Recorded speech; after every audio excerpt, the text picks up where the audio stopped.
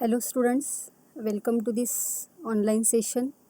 This online session is conducted by Red Section Samsthas Sadguru Gadge Maharaj College Karad under the ROSE project. Myself, Mrs. Zadge SR, conducting here the third lecture of the topic Origin and Evolution of Life. In previous lecture, that is second lecture, we have seen the organic evolution which was put forth by Charles Darwin, then theory of germplasm, theory of acquired characters and mutation theory. Now, in this today's third lecture, we have to see the points as below. So, points of today's lecture. The firstly, we have to see the modern synthetic theory of evolution. Then the different concepts which was put forth in this modern synthetic theory. Those concepts are here. First concept is the genetic variations. Second concept, that is natural selection, and third concept, that is isolation. So in this point of today's lecture, we are going to see the details about the modern synthetic theory of evolution, which was considered as the best method accordingly which the evolution was occurring on this earth. So let us start our topic here. The first point here, that is the modern synthetic theory of evolution. So this modern synthetic theory of evolution was put forth by number of scientists, that means number of contributors or the number of scientists are involved in this modern synthetic theory of evolution. The name of scientists are here: R. Fisher, J.B.S. Haldane, T. Domzewski, J. Huxley, E. Mayer, Simpson, Stebbins, Fisher, Sewall Wright, Mendel, T.H. Morgan, etc. So, the number of scientists or the number of contributors we can see in this modern synthetic theory of evolution.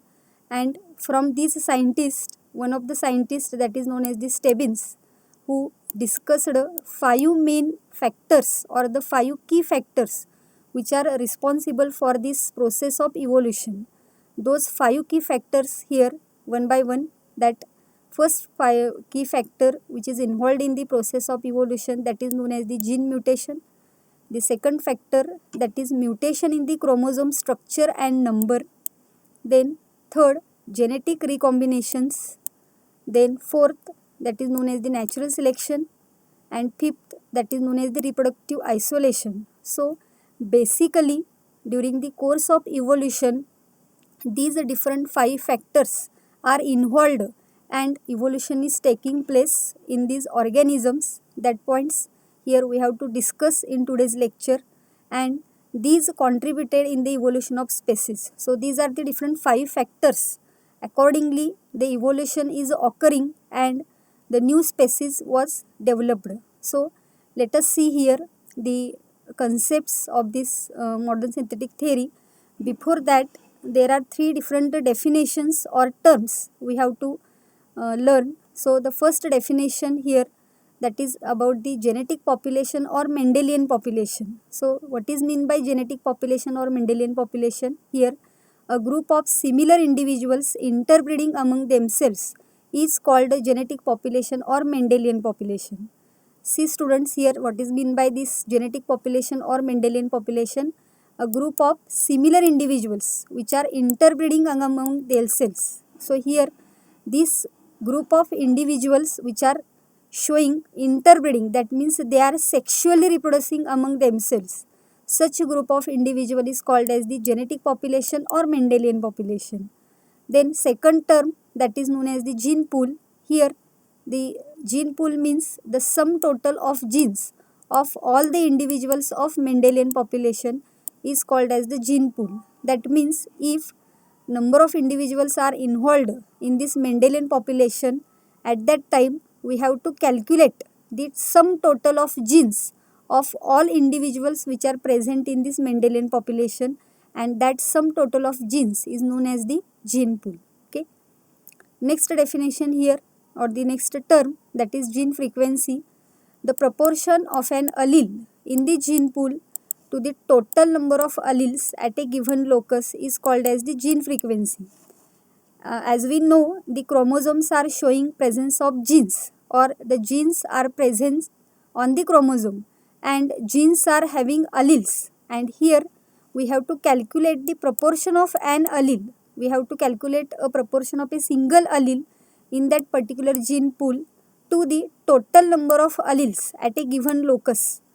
On that chromosome, the genes are having some particular locus, that means they are having any particular position, and here we have to calculate the proportion of an allele in that gene pool to all the total number of alleles which are present at that particular locus. That proportion is known as the gene frequency.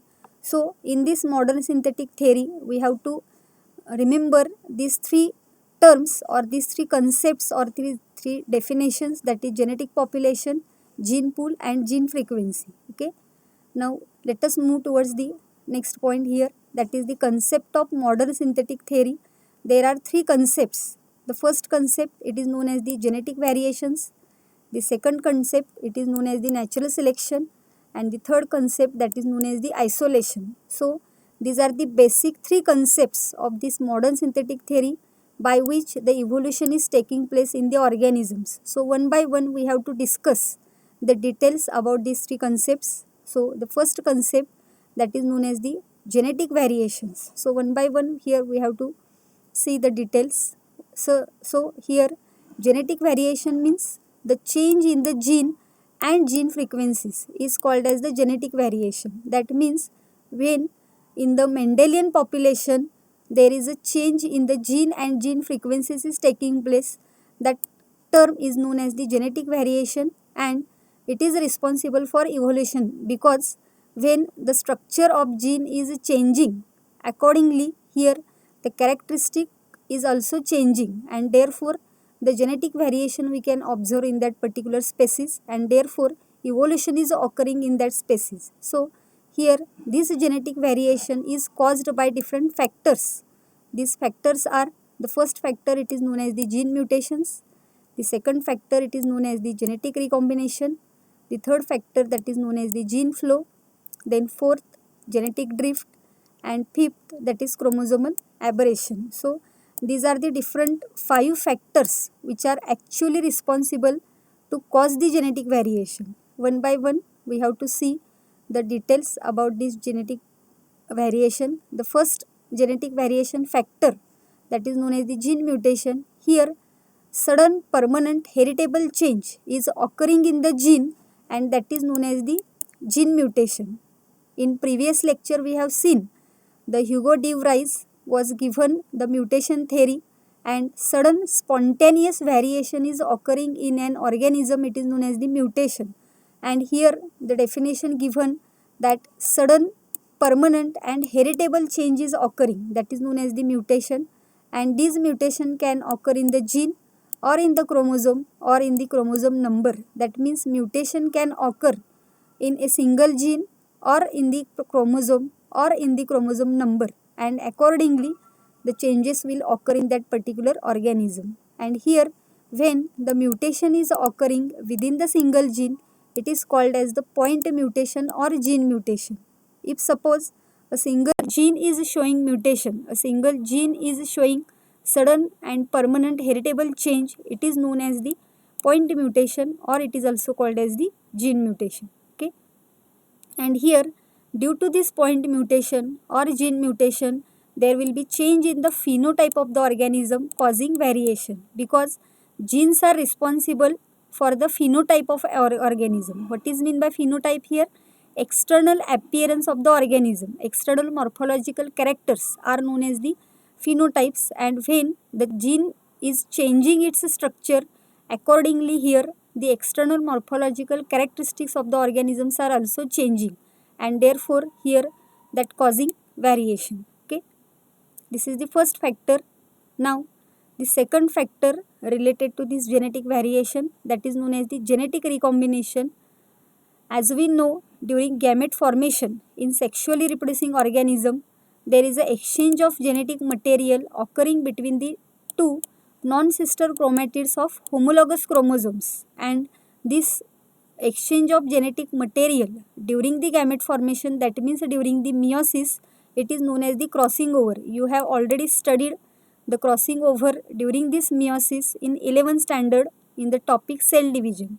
and here the change in the genetic structure or the change in the chromosome structure takes place, and therefore it is known as the genetic recombination. So here during the meiosis, the homologous chromosomes are getting paired with each other, and there is an exchange of genetic material in between the two non-sister chromatids of the homologous chromosomes, and that is known as the crossing over.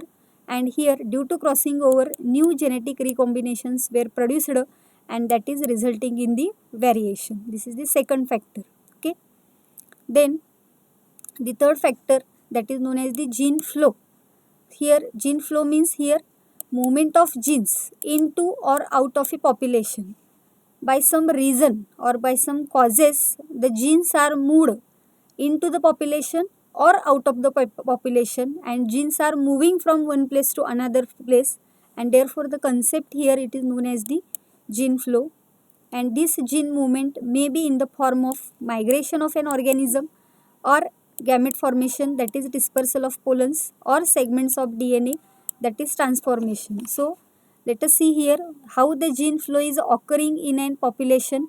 So it is in the form of migration, that means when the organism is migrated from one place to another place, then gene flow occurs from one region to other region.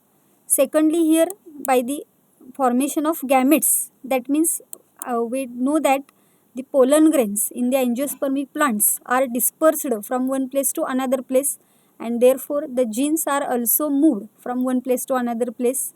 Or the segments of DNA in a chromosome, these segments of DNA are also transformed, that means they are changing place to place, and hence the gene flow is occurring in an population, and it is responsible for causing the change in the gene frequency, and it causes evolution. So gene flow is also responsible for altering the gene frequency, and here thus it is responsible for the evolutionary changes. So this is the third factor which is responsible for genetic variation. Okay, now the fourth factor, that is known as the genetic drift. This is important point for the examination point of view. So what is mean by genetic drift here? Any random fluctuation, that is alteration in allele frequency occurring in the natural population by pure chance, it is called as the genetic drift. Means here in a natural population, what happens, randomly alteration in the allele frequency is taking place, and it is by the pure chance, that is known as the genetic drift.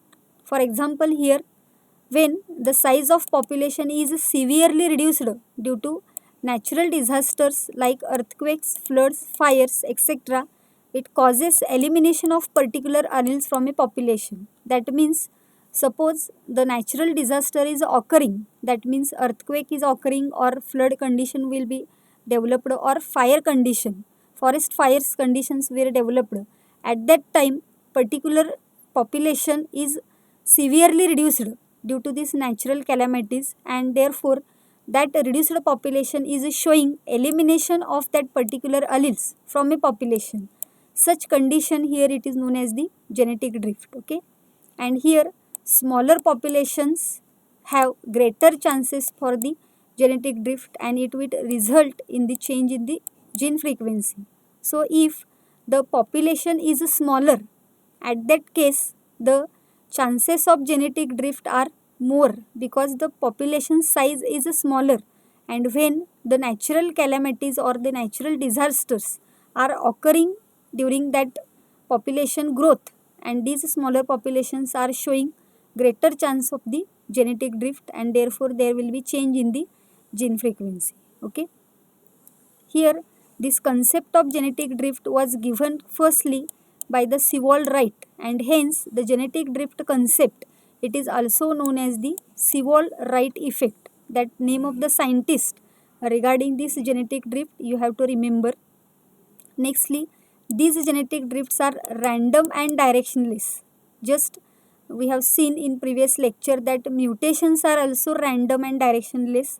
In the same way here the genetic drifts are also random and directionless. Okay, and when this original drifted population is occurring in an environmental conditions, from this original drifted population the new specimens or the new species or the new organisms are developed, and here these original drifted population are becomes founders, and the effect is known as the founder effect, because from this original drifted population new organisms were developed or the new organisms are found, and therefore they are becoming founders, and that effect is known as the founder effect. Okay, these are the important points regarding this examination. And another one point regarding this genetic drift, that is known as the a bottleneck effect. What is mean by bottleneck effect here? When much a population is killed, means almost all the population or maximum number of the organisms of a population was killed due to natural disaster, and when only a few remaining individuals are left to begin a new population, at that time that effect, that only few remaining individuals are remaining there, and from those remaining individuals a new population will begin to start, and that effect is known as the bottleneck effect. So these are the important points regarding this genetic drift for the NEET exam or the CET exam. Okay, this is the fourth concept, that is genetic drift. Now the last concept from this genetic variation, that is known as the chromosomal aberrations. So here the structural morphological change in the chromosome due to rearrangement, it is known as the chromosomal aberration. That means when there is a morphological change or the structural change occurring in the chromosome due to the rearrangement, it is known as the chromosomal aberration, and it changes the gene arrangement that results in the variation, because the structure and the morphological characteristics of the chromosome are going to be changed, and therefore it will result in the variation and evolution. And these chromosomal aberrations are occur due to, there are different types of these chromosomal aberrations. The first type, it is known as the deletion. The second type, it is known as the duplication. Third is known as the translocation, and fourth is known as the inversion. So let us see the different types of these chromosomal aberrations. The first type, it is known as the deletion. Here in the chromosome loss of genes is occurring, that is loss of genes from chromosome, it is known as the deletion. Let us see in the diagram here.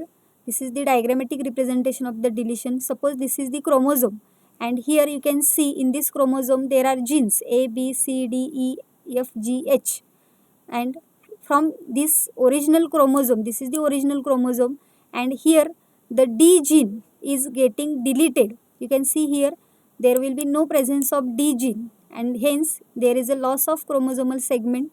This type is known as the deletion. Okay, the second is known as the duplication. Here genes are repeated or duplicated or doubled in the number on the chromosome.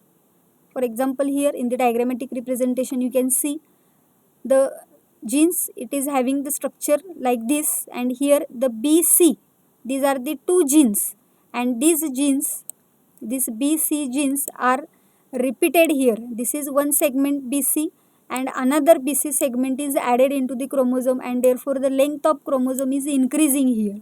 Here length of chromosome is decreasing because one gene is going to be deleted, but here addition of chromosome, that is the duplication of segment of chromosome is taking place, and therefore here the length of chromosome is increasing, and that condition is known as here duplication. Then third type of this chromosomal aberration, it is known as the inversion. What happens in this inversion? A particular segment of chromosome is broken and it is getting reattached to the same chromosome, but it is an inverted position due to 180-degree twist, and there is a no loss or gain of the gene complement of the chromosome. That means here the segment of chromosome is broken and it is getting reattached in the inverted position at the 180 degree centigrade. So here you can see in the inversion, this is the segment B, C, D. These three genes are present in this segment, and these B, C, D genes are attached to the same chromosome in the inverse manner. So DCB, this is the inverted segment, you can see it is added. There will be no change in the chromosome length, no loss or no gain in the gene of the chromosome. Okay, This is known as the inversion, because the segment of DNA, it is going to be reattached at the inverted position. And the fourth type, that is known as the translocation. Here transfer or transposition of a part of chromosome or a set of genes to a non-homologous chromosome is called as the translocation. That means some part of chromosome or some set of genes are transferred from one chromosome to other chromosome. It is effected naturally by the transposons present in the cell. Naturally, transposons are present in the cell, and from those transposons the genes are transferred from one chromosome to another chromosome. So here you can see in the diagram translocation. This is the one chromosome A, B, C, D, E, F, G, H. These are the genes present on this chromosome, and the gene segment MNO, this is the gene segment MNO, it is translocated from another chromosome to this chromosome. So move the segment from one chromosome to other chromosome. This MNO segment is coming from other chromosome to this chromosome, and such condition of this chromosomal aberration, it is known as the translocation. Okay. So these are the different concepts regarding the genetic variation that we have seen. Now the second concept of this modern synthetic theory, that is the natural selection. Here we have to see one best example for this natural selection, that is known as the industrial melanism. Here for this example we have to see one story of this Great Britain. Here in Great Britain, before industrialization, that is before 1845, grey white winged moths. The name of this grey white winged moths is the Biston betullaria, were more in number than the black winged moth Biston carbonaria. This is the story which was happened in the Great Britain in 1845. At that time, Biston betullaria, which are white colored moths, were more in number than the Biston carbonaria, that is black colored moths. So let us see in the diagram here. These are the first type of these moths, that is known as the Biston betullaria, which are white grey colored moths, and the second type of this is known as the Biston carbonaria, which are black colored moths. And before industrialization, the white colored moths are more than the black colored moths. Afterwards, what happens here? At that time, the white winged moth can camouflaged, that is they are hiding in the background well on the trees, that helped them to escape from the predatory birds. That means white winged moths are hiding in the background of the trees, and therefore the predatory birds are not eating those white winged moths. On the other hand, here the black winged moths were easy victims for the predatory birds, and their number was reduced because the bark of the trees are white in color, and therefore on white bark white winged moths are hiding, while on that white colored bark the black colored moths were easily seen by this predatory bird, and hence the predatory birds are eating, or they are predating these black winged moths, and therefore the black colored moths number was reduced. And here you can see during the industrial revolution, large number of industries came up into the Great Britain. So after 1845, slowly the industrial revolution was occurring in the Great Britain, and the large number of industries were growing up. So here you can see this is the bark of the tree showing whitish colored structure, and on this whitish colored bark the white colored moths were not seen easily by the predatory birds, and hence the number of white colored moths was increasing. But on this white colored bark the black colored moths, you can see here, this is the bark dark colored or the black colored moths were there, and the predatory birds are easily seen these black colored moths, and therefore these are eaten by the predatory birds, and hence the number of these black colored moths was decreasing before the industrial revolution. And what happens after industrial revolution, that we have to see here. So slowly the industries are growing into this Great Britain, and they are releasing the black sooty smoke, that means they are polluting the air which is present in that Great Britain, and hence the tree trunks are turning black due to this pollution. So after industrial revolution, what happens? The black sooty smoke was given out of those industries, and therefore the tree trunk or the bark of the tree is turning black due to this pollution. And hence after industrial revolution, what happens? You see here, the black winged moth that are camouflaged, that is they are hiding onto this black tree trunks, and their number is increased, while the white winged moth become victims to the predatory birds, due to which their number is reduced. Opposite action we can see here after industrial revolution. Here you can see the natural selection has resulted in the establishment of a phenotypic trait in the changing the environmental conditions. So you can see here in the diagram. So before industrial revolution, we have seen the bark color is white, and on white bark black colored moths were eaten by the predatory birds before industrial revolution. Now in this condition after industrial revolution, what happens? The bark is showing dark black colored sooty smoke, and therefore the bark of tree is black colored, and on this black colored tree trunk the black colored moths are hiding, or they are known as the camouflaged. Color of the bark and color of this moth is the same, and hence the white colored moths were seen by this predatory bird. So the predatory birds are eating the white colored moths, and the black colored moths are escaping from this predatory bird, and simultaneously after industrial revolution the white colored moths number was decreasing and black colored moths were increasing, and hence here the nature is selecting the black colored moths after industrial revolution, and because the establishment of this phenotypic trait according to the change in the environmental condition occurs, and this is the concept given in this modern synthetic theory, that is known as the natural selection. That means before industrial revolution white colored moths were selected by the nature, and after industrial revolution black colored moths were selected by the nature. So according to the environmental condition, according to the color of that tree trunk, the moths were selected by the nature, and this is the concept natural selection we have completed. Okay. Now the next concept here we have to see, that is known as the isolation. This is also important concept regarding the evolution. So here isolation means separation of the population of a particular species into smaller units.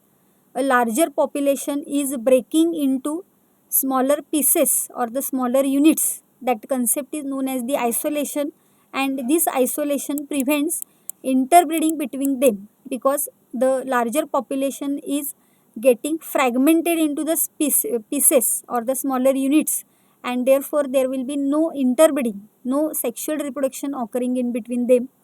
And here in this isolation two types we have to see. The first is known as the geographical isolation, and second is known as the reproductive isolation. So the first type of isolation we have to see, that is known as the geographical isolation. It is also called as the physical isolation. This isolation is occurred that the population is separated into two or more groups by geographical barriers such as river, mountain, ocean, island formation, forest, etc. So here the different geographical regions or the different geographical barriers are responsible to separate the population into two or more groups. The geographical barriers are here river, mountain, ocean, island formation or forest. Okay, and the separated population developed distinct gene pool to produce new species. When the larger population is divided into smaller population with the help of these geographical barriers, these separated populations are developing distinct gene pool, and therefore there will be production of new species. Okay, for example here Darwin's finches. This Darwin's finches, that means here in Galapagos Island the Darwin's finches are observed. These are the different finches. Finches means the types of birds. Particularly at the original condition only one bird is there, but in Galapagos Island due to geographical barrier, the development of these different types of birds we can see. So the ancestral finch means original one bird is there, and simultaneously due to the geographical barriers, these are the different finches or the different kinds of birds were developed, and this observation is made by this Darwin, and therefore the name is given here Darwin's finches. Okay, so this is the first type of isolation, that is known as the geographical isolation. Now the second type of isolation, that is known as the reproductive isolation. Here this isolation is brought about by the change in the genetic material, gene pool and structure of genital organs. So this is related to reproduction, and hence the name is given reproductive isolation. It is also having two subtypes. The first is known as the pre-mating or pre-zygotic isolating mechanism, which is again divided into four types of isolation, and second is known as the post-mating or post-zygotic isolating mechanism. Means here during the reproductive isolation we can observe the isolating mechanism before mating or before zygote formation, and sometimes the post-mating, that is after mating or the after zygote formation isolating mechanism we can observe. Both these are again subdivided into another subtypes. So firstly we have to see the pre-mating or pre-zygotic isolating mechanism. Here the first type, it is known as the habitat or ecological isolation. Means here members of a population are occupying different habitat. That means the population is living in a single or in the same geographical region, but the members of a population are occurring here or they occupying the different habitat, and therefore they cannot mate, and therefore it is known as the pre-mating or pre-zygotic isolating mechanism. Okay, the second type, it is known as the seasonal or temporal isolation. That means the members of a population attain sexual maturity at the different times, and therefore there will be isolating mechanism we can observe. The organisms are living in a same geographical area, but they are showing sexual maturity at different times, and hence it is known as the pre-mating isolating mechanism. Then third, it is known as the ethological isolation. Here the members of two population have different behaviors during the sexual reproduction, and therefore the isolation is taking place in between those members. That is known as the ethological. That means the population is having different behaviors, and hence they are isolating from each other. Then mechanical isolation. Here members of two population have differences in the structure of reproductive organs. So the reproductive organ structure is different from one another, and hence the isolating mechanism we can observe, and such type here it is known as the mechanical isolation. So in these four different types you can observe the organisms are showing isolating mechanism before mating or before zygote formation.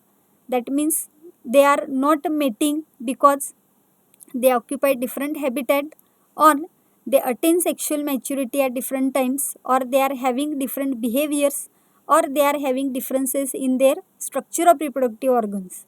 So these are the four different subtypes due to which there is a isolating mechanism observed in a population. This is known as the pre-mating. Now the post-mating or post-zygotic isolating mechanism. Here you can see again three subtypes.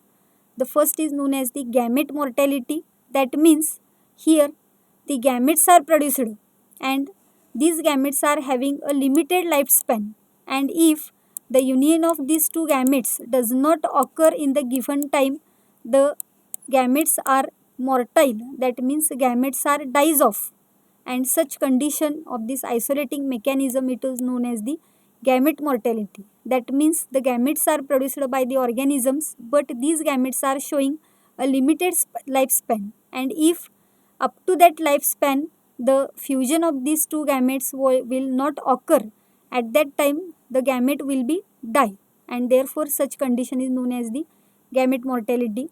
The second, it is known as the zygote mortality. That means here egg is fertilized, that means the union or the fusion of gamete is taking place, but zygote does not remain surviving. that means zygote is going to be die, that is known as the zygote mortality. And third type, that is known as the hybrid sterility, that means here hybrids are produced, that means after fusion of this male and female gamete the zygote will be produced. From that zygote organism will be produced, that is known as the hybrid organism. But this hybrid organism is sterile, that means it is not producing further offsprings or the further young ones because they are sterile. The fertile ability is not seen in these hybrids. So in this way, after mating or after zygote formation, the isolating mechanism we can observe in the form of gamete mortality or zygote mortality or hybrid sterility. Okay, so these are the different types of isolating mechanism, that is known as the reproductive isolation. Okay, so in this way, in this third lecture we have completed the modern synthetic theory, the different concepts, that is genetic variation, natural selection and isolation. Okay, so we will stop here. The remaining points we have to see in the next lecture. Till then, thank you.